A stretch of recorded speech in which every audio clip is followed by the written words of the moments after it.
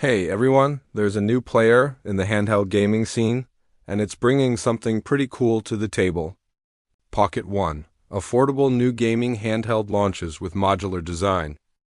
The Pocket One is a pocket-sized gaming handheld, built around a 720p display that generates up to 450 nits peak brightness.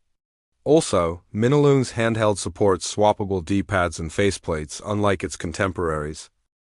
The Minilung Pocket One has come out of nowhere as a new budget gaming handheld with a difference. On the face of it, the Pocket One is another Rockchip RK3566 handheld like the Absolute E1, eMMC E6 Plus, and Pocket EX55 Cur 118 on Amazon. However, Minilung seeks to distinguish its new handheld in a key area. For reference, Minilung equips the Pocket One with 1 GB of LPDDR4 RAM and a 4000 mAh battery that supports 7.5W wired charging. Additionally, the device contains 8 GB of eMMC flash storage, 2 microSD card readers, and a mini HDMI port for connecting to external displays.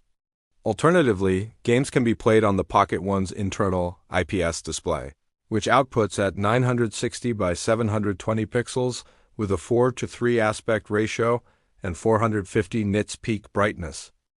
According to Minilung, the Pocket One separates itself from the pack in two areas. On the one hand, the handheld supports hot-swappable faceplates that are held in place with magnets. On the other hand, the device has two D-pad designs to choose from, which can be swapped around at will, too. The Minilung Pocket One will officially be available in China on January 29th at 10 o'clock local time. The device has already reached AliExpress though, where it is available for around $83 in white and retro finishes. There is no word on official availability outside China yet. Thanks for watching, and I'll catch you in the next one.